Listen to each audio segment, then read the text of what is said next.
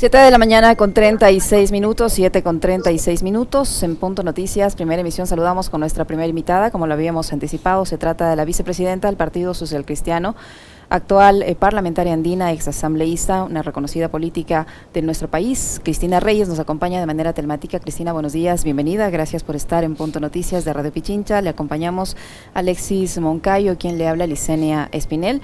La situación de seguridad se fue de control en la ciudad de Guayaquil y en otros puntos del país. A nivel general, el país se ha vuelto absolutamente inseguro, pero hay episodios de violencia que no nos dejan de sorprender, y uno de estos ocurrió ayer en la ciudad de Guayaquil, prácticamente en la entrada de un hotel 5 estrellas, en horas de la mañana, a vista y paciencia de todo el mundo, poniendo en riesgo a las personas que estaban al interior y en los exteriores. En fin, asesinaron allí a un conocido abogado, dejando en la orfandad a 2 de sus hijos, y obviamente una situación muy lamentable, a su familia, a su esposa, etcétera.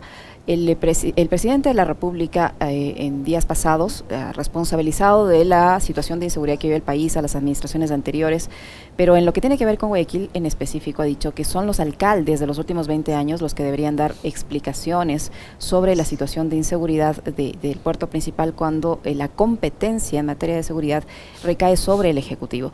¿Qué decir frente a este tipo de aseveraciones del presidente de la República, esta insistencia que hemos venido viendo en los últimos años de trasladarle la responsabilidad siempre a las administraciones anteriores, pese a que ya en pocas semanas más cumple un año de gestión? Buenos días, bienvenida. Buenos días, estimada Licenia, estimado Alexis, y a toda la gente que nos está escuchando. Bienvenida. El presidente de la República debe dejar de pensar en los huevos de otros, la obsesión en los huevos de los demás, y poner su fijación, su atención, su sensibilidad en los graves problemas que atraviesa el país. El gobernar, más que con huevos, es con inteligencia, con capacidad, con estrategia. Y está claro que la inseguridad que tiene a la ciudadanía aterrorizada, especialmente a la ciudad de Guayaquil, mi ciudad natal, que me duele lo que está ocurriendo, ya no amerita únicamente estados de excepción permanentes, sino realmente un plan integral de seguridad que claramente el presidente de la República no lo tiene. Yo no niego de que los organismos seccionales, los municipios de Guayaquil o de todo el país pueden participar en planes coordinados de un gran plan integral de seguridad, porque se necesita esa coordinación. Es más, la seguridad son una serie de acciones que no solamente vinculan temas de legislación, Policía Nacional, capacitación a la policía, hablemos de depuración, hablemos también de contar con todos los implementos necesarios, con la línea de planificación, además también de una medición y evaluación de resultados, porque no se trata de tener una ciudad policial si al final del día no sabemos qué es lo que está haciendo la policía y cuáles son los resultados que tiene que medir. Estamos hablando también de una participación de la judicatura, de la función judicial, en fin, es una participación conjunta, pero el plan máster, el plan de abordar integralmente esta situación, que ya no solamente estamos viviendo un tema de delincuencia común, está claro, eso también no necesitamos ni a la asamblea, no necesitamos, el gobierno tiene que actuar, sino estamos también hablando ya de bandas delincuenciales, de bandas probablemente vinculadas a temas de narcotráfico, y una modalidad que no prácticamente existía, pero no era común en el país, como es el sicariato. Y nos estamos acostumbrando a que esto ocurra en el país. Eso quiere decir que hay escuelas de sicariato que la policía debería tener ya identificadas y debería desactivar. Qué gusto saludarle. ¿Cómo está, parlamentaria? A ver, usted dice algo que yo lo mencionaba hace un momento en el comentario, como retrotrayéndome a lo que pasó entre febrero y abril de 2021. Y es evidente que el entonces candidato Guillermo Lasso nunca tuvo en su plan de gobierno, digamos, una estrategia para enfrentar los problemas de inseguridad. A mí me venía a la mente simplemente una intervención donde él hablaba de libre porte de armas en una comunidad de la costa, ¿no? Pero también me voy a esa época y digo, el Partido Social Cristiano fue aliado de Guillermo Lasso, y ustedes han sido, digamos, una organización política que han tenido el tema de la seguridad como una de sus principales batallas, ¿no? Peleas, temas que han sido vitales, ¿no? para el Partido Social Cristiano. ¿Por qué no le dijeron entonces al candidato cuando eran alianza, oye, hay que hablar de seguridad y lo que tienes que hacer es esto? Porque ahorita es improvisación tras improvisación. A ver, no es que no le dijimos, en el compromiso, Alexis, firmado, está mano dura contra la delincuencia. Y ese era al menos un estribillo que repetía el presidente, pero que al final no cuenta con un plan estratégico para intervenir. Ya vamos casi un año de gobierno. Y está claro que todos estos problemas no se gestan de un día para otro, que si hay presencias de bandas de narcotraficantes o grandes bandas organizadas en el país, no son de un día para otro. Esto es un caldo de cultivo de hace muchos años. Pero el presidente ya debe haber llegado con una noción del problema. Si no puede hacerlo porque no cuenta con las herramientas, porque los 9 millones que dijeron que le iba a llegar a la Policía Nacional, porque no hay camionetas, porque no hay implementos, porque no hay la capacitación suficiente, entonces, ¿de qué estamos hablando si no hay recursos para combatir la delincuencia?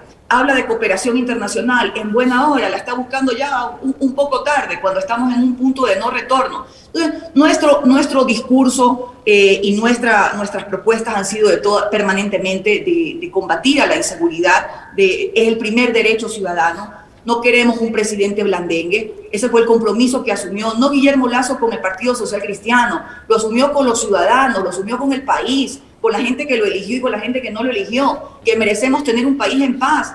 Y yo no sé a qué se está pareciendo este Guayaquil de estos momentos.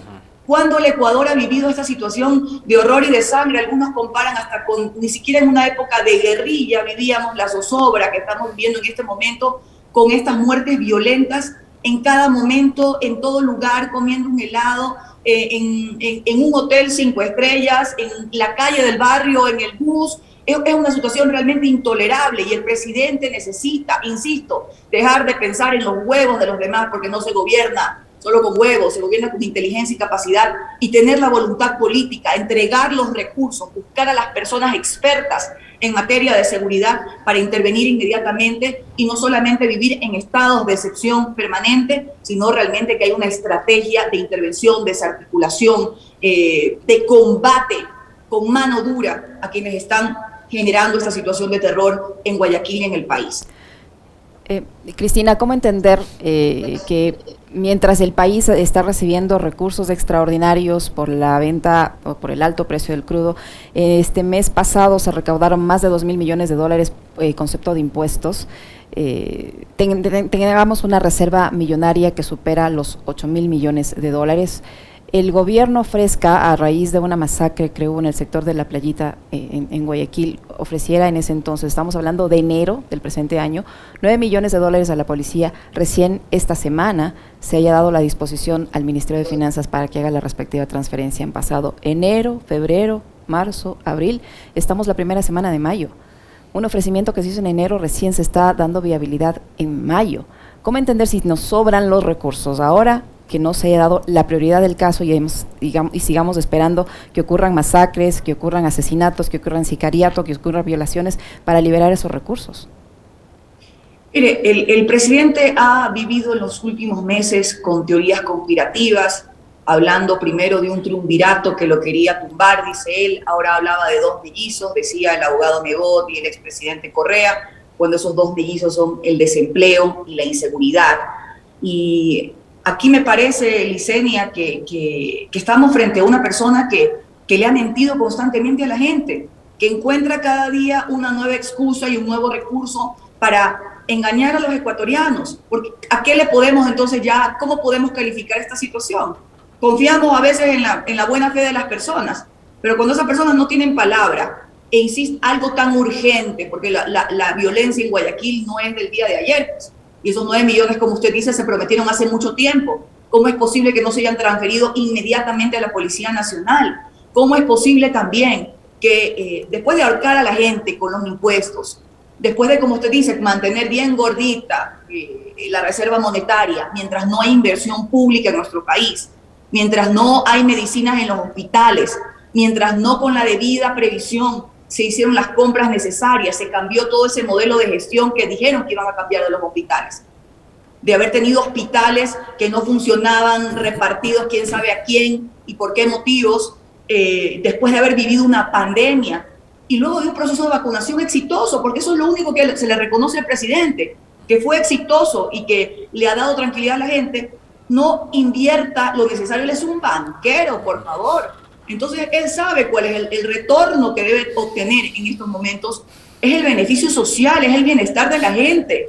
No especular para que los tenedores de bonos ganen más o para que los macronúmeros sean mejores para quién sabe qué intereses. ¿Dónde está la gente que necesita hoy en día bonificaciones? Ayer estuve participando en un evento muy interesante sobre biodiversidades para pues cambiar un poco este tema de solamente hablar de construcciones grises y no incorporar a la naturaleza a todo el tema, los modelos de ciudades. Y revisábamos con algunas autoridades de la provincia de Manabí. Ya no hay bono de la vivienda, no se han invertido en programas sociales. Al contrario, todo se ha recortado y se ha disminuido cuando la gente más pobre en nuestro país necesita esas ayudas, necesita que haya el fomento en la educación, en las infraestructuras. Yo no estoy repitiendo cosas que yo quisiera y que haría, cosas a las que el presidente, solamente las que yo quisiera hacer, a las que el presidente se comprometió con la gente al momento de elegirlo presidente. Cristina, el presidente, usted ha dicho, le ha mentido permanentemente al país refiriéndose a este episodio en particular, el ofrecimiento de destinar una cantidad de recursos para poder enfrentar los problemas de inseguridad en Guayaquil, en Guayas o en la zona 8. Pero hay otros episodios también que, digamos, podríamos aumentar o sumar a esta apreciación suya, que de hecho yo la comparto plenamente. Y es en materia política. El presidente, hasta el viernes anterior, y esto ya ha sido una constante, ha tenido la muerte cruzada siempre como una amenaza ahí, ¿no? Cuando ha habido algún tipo de escaramuza con la asamblea. Entonces, el viernes dijo, yo tengo ahí el papel, aquí está el esfero, la firmo, la muerte cruzada, ¿no? Si es que es necesario. El martes, en los diálogos que suele tener con los periodistas que le acompañan, dijo, no, la muerte cruzada ahora podría provocar un frenazo en la economía, no es lo mejor, que el país vaya a un proceso de inestabilidad, etcétera, etcétera. ¿Cómo entender también esas dudas a la hora de gobernar un país? O sea, es el presidente, y el presidente daría la impresión, fíjese usted que él la semana pasada, cuando le llamó Gil a Moreno, dijo era un Gil que no tenía idea de dónde estaba parado ni idea de lo que hacía. Y a ratos a mí me da la impresión de que estamos como reeditando esa forma de gobernar, porque me da la impresión de que el presidente Lasso tampoco tiene muy claro qué es lo que quiere hacer. Mire, aquí parece que hay dos Guillermos Lazos. El que estuvo en campaña, el que conocimos en campaña, aparentaba ser un demócrata.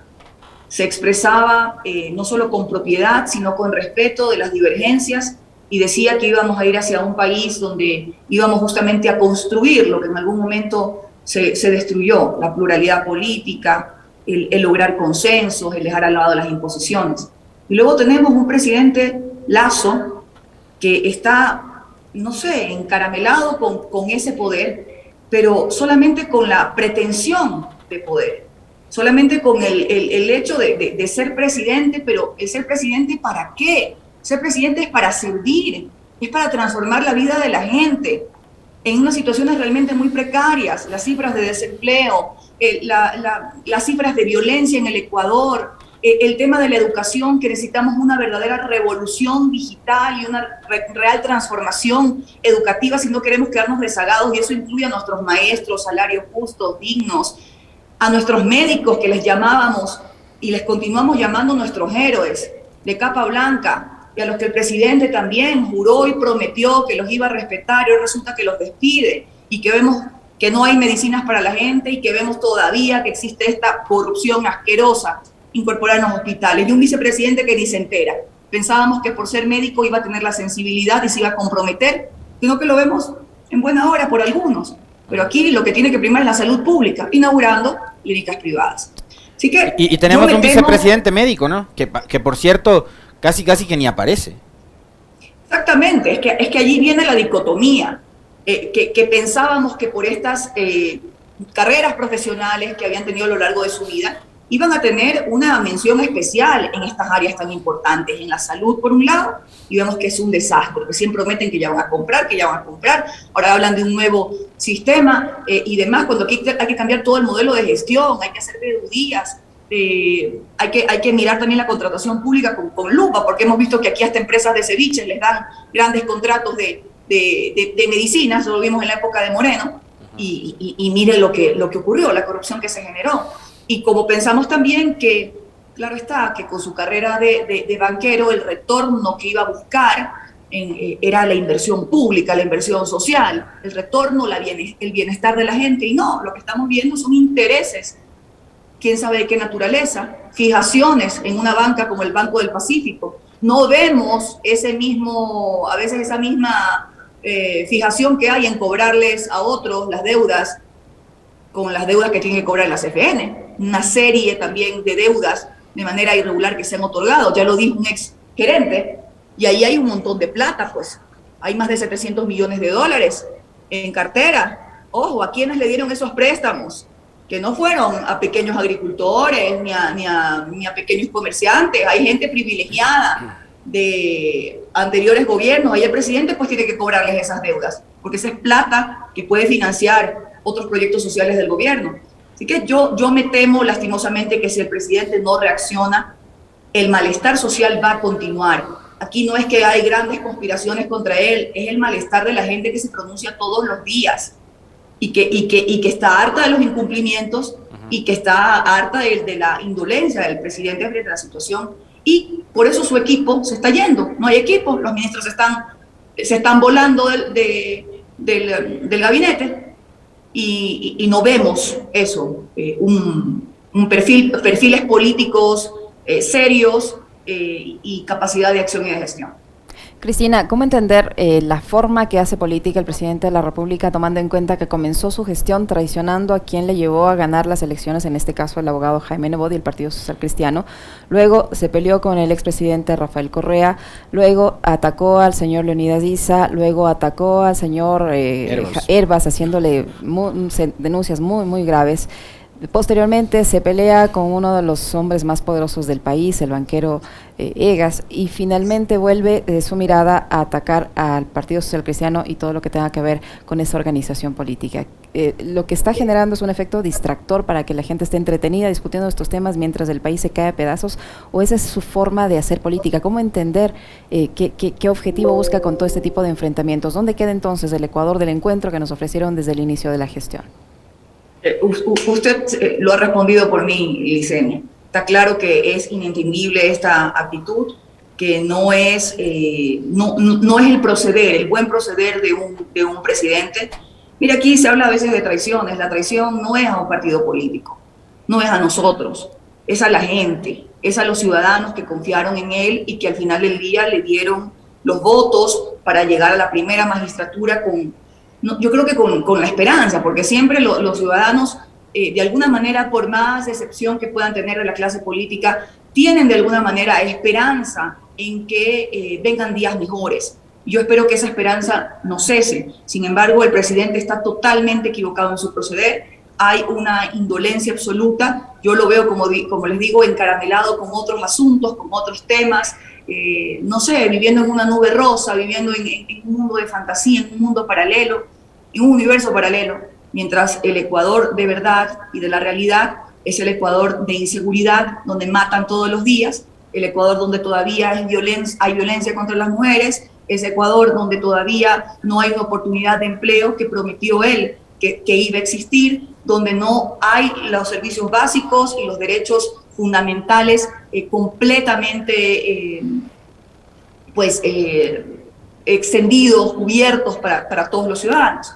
Así que ojalá que recapacite, porque de otra manera, como digo, la tensión social va a continuar. Y ojo, nadie quisiera que ocurriera una revocatoria de mandato o una muerte cruzada, como él amenaza, y ya vemos que al final del día son simplemente humo, porque eso sería quizá un fracaso de un gobierno, fracaso de un gobierno y fracaso de todos. Pero él está tentando al diablo cada vez que expresa sus reales preocupaciones e intereses, que no son los de la gente.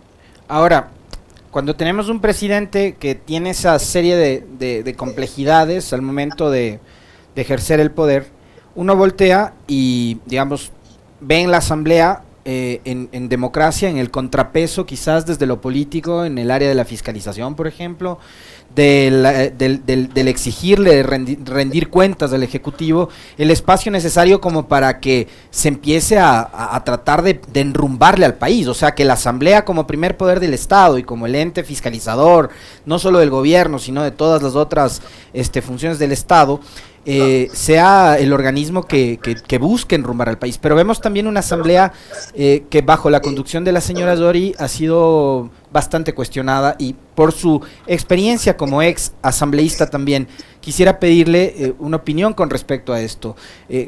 La asamblea le ha dado muchos motivos al presidente Lasso como para que él también distraiga con los relatos en torno a el bloqueo legislativo, que la asamblea está impidiendo que se ejecute el plan de desarrollo, que no le permiten gobernar, que obstruyen sus leyes, etcétera, etcétera, y dejamos de hablar de los temas cotidianos que le afectan a la gente. Entonces, ¿qué es lo que está haciendo la asamblea también como para abonar a esta crisis y a este caos? Bueno, quiero primero decir que ayer el Partido Social Cristiano presentó un nuevo proyecto de ley para reformar la situación que está ocurriendo en el Seguro Social. Asimismo, hemos presentado una serie de proyectos que van enfocados en el bienestar de la gente, en el bienestar de nuestro pueblo que está sufriendo en estos momentos. Y ese debe ser el proceder de los asambleístas, el vincularse con las necesidades de la gente.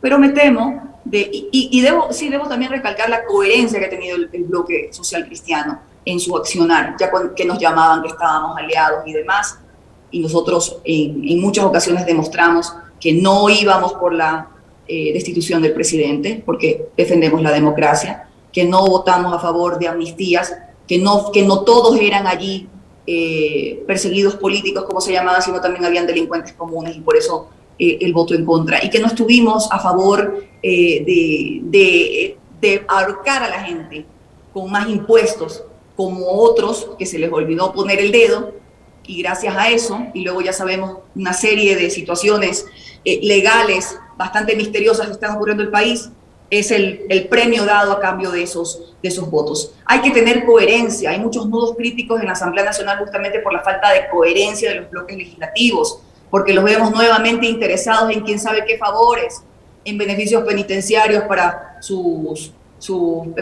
presos, como les llaman, o a lo mejor favores. El presidente hablaba de unos que le estaban pidiendo puestos y cargos al puro estilo de María Paula Romo. Eso se tiene que acabar en el país. Los legisladores, no solamente está fallando la conducción, como usted menciona, Alexis, que estoy completamente de acuerdo, ya la señora Yori ya no puede continuar obstruyendo la conducción del Parlamento si no hay una debida conducción que podemos esperar del funcionamiento de la misma, y peor meter a la justicia cuando hay procedimiento parlamentario que establece un procedimiento de destitución, en este caso, que creo que a eso van con la evaluación, con la comisión esta evaluadora. Pero no solamente estamos hablando de la conducción de la Asamblea, sino del comportamiento de los legisladores, donde no hay coherencia, donde claramente vemos que hay intereses, y eso lo único que le hace es no solo dañar la imagen del primer poder del Estado, sino le hace daño al país, y eso tiene que cambiar. Y la única forma de cambiar, además de corregir el comportamiento de estos legisladores, es también un mensaje a la ciudadanía y a los partidos políticos de qué legisladores postulan y de qué asambleístas se eligen. Ahora, Cristina, ¿qué posibilidades hay de que este estancamiento en la Asamblea se solucione? Y le pregunto eso porque esta mañana en una entrevista con Diario El Universo, la titular de la Asamblea Nacional ha señalado que solo Dios la va a sacar del cargo y que ella no va a renunciar, y que están allí unidos por el reparto. Ha vuelto a insistir en el supuesto reparto del que responsabiliza ni el a Papa un sector Francisco de es Pachacuti, capaz de una declaración. A un sector de Pachacuti, a UNES y al Partido Social Cristiano. O sea, todos vimos quién le puso a la presidenta Yori en el cargo, y no fue precisamente el señor, ¿no? Fue el presidente de la República a través de Creo y otros grupos políticos, pero no hay ahí una acción divina, fue una acción del ser humano. Así es que, ¿qué decir frente a ese tipo de afirmaciones y esta posición intransigente que mantiene la presidenta Yori? Dios siempre nos ayuda, pero hay veces que la gente debe tener sensatez que debe tener responsabilidad con el país, y a mí me parece que el rol que está desempeñando la señora Yori ya está excediendo los límites de todo, de la sensatez, de la paciencia. Aquí hay un procedimiento reglado que claramente faculta primero una comisión y luego al pleno a la evaluación de las autoridades del CAL, y que incluso se podrían destituir estas autoridades. Así que yo creo que si ese es un nudo crítico en la Asamblea y hay una mayoría que está inconforme con la conducción de la misma, y al final del día también hay pruebas fehacientes porque se habla de obstrucción y violación de los procedimientos, caramba, por favor, ya hay que dar un paso al costado, es lo que se espera. Yo entiendo de que ya la comisión se ha conformado, que tiene cerca de 30 días. Esperemos que no haya una nueva bomba o que se les ocurra ahorita llamar no lo sé, pues a receso parlamentario, pero salvo estas incidencias, está claro que la comisión va a cumplir con su trabajo, y lo mejor que podría ser, y la recomendación que con todo respeto y cariño incluso le podría dar a la señora Yori, es que ella renuncie para evitar esta situación tan lamentable del Parlamento, que lo que está haciendo es obstruir el trabajo del primer poder del Estado, que ya de una vez por todas tiene que enfocarse en las agendas ciudadanas y no en estas agendas políticas que lo único que hacen es perder tiempo. Esta arremetida de Guillermo Lasso en contra, por ejemplo, de Jaime Nebot en la entrevista del viernes anterior, o cuando dice que el municipio de Guayaquil y las alcaldías de los últimos 20 años, en donde obviamente señala, yo creo que más que a la propia Cynthia Viteri, al mismo abogado Nebot, les responsabiliza de los problemas de inseguridad. Tiene que ver también, Cristina, con que estamos viviendo un año preelectoral, ¿no? El 2023, febrero, vamos a ir nuevamente a las urnas y vamos a elegir alcaldías y prefecturas. ¿Será que el presidente ya se anticipó? O sea, ¿está él ya calentando quizás los motores para enfrentar al Partido Social Cristiano, que tiene en Guayas y en Guayaquil probablemente uno de sus bastiones más importantes, y querrá eso, ¿no? Pelearles de ese espacio? Vaya usted a saber si esa es también otra de los intereses del presidente. Ya a estas alturas no se sabe, pero claramente los intereses de la gente no están en su agenda. Vea, aquí el presidente durante un año, y está claro que hay cosas, insisto, que él no las provocó, que él no las gestó, que tienen mucho tiempo, pero que se supone él debía tener el conocimiento, la capacidad, la inteligencia, el liderazgo para poder asumirlas, y una de esas es el tema de la inseguridad. Él sabía qué país se enfrentaba, un país que cada vez se está poniendo más violento, en el que vemos enfrentamientos de bandas. Ya habíamos tenido en la época de Lenín Moreno esta masacre en las cárceles, que ha sido espantosa y que ha continuado, producto de pugnas, producto de corrupción, y entonces el presidente tenía que venir allí con un plan que primero tiene que partir por la depuración de ciertas instituciones públicas, una depuración efectiva de la Policía Nacional, probablemente a lo mejor de malos elementos, la debida capacitación, formación. Había el tiempo suficiente y los recursos también, porque esto es una prioridad, porque esto es un deber fundamental, es una competencia, yo le diría exclusiva, que tiene en este caso el gobierno nacional, el gobierno central.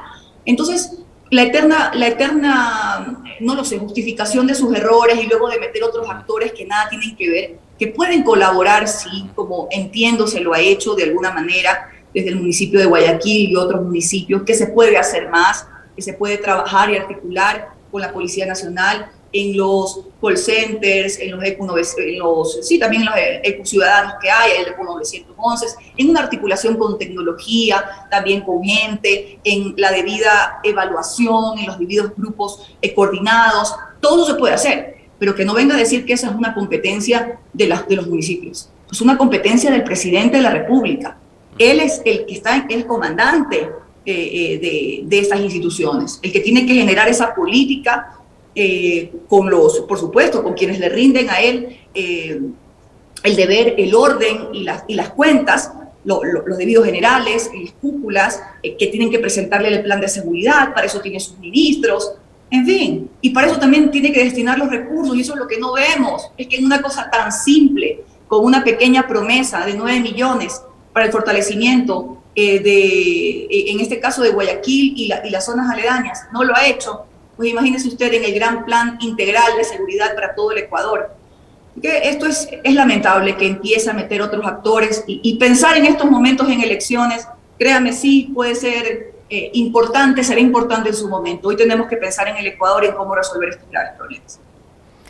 Le queremos agradecer, Cristina, por su tiempo, por la información y el análisis que nos ha permitido realizar en este espacio. Cristina Reyes, vicepresidenta del Partido Social Cristiano, parlamentaria andina, que ha estado con nosotros. Muchísimas gracias, Cristina, muy amable. Gracias. Muchas gracias, un abrazo.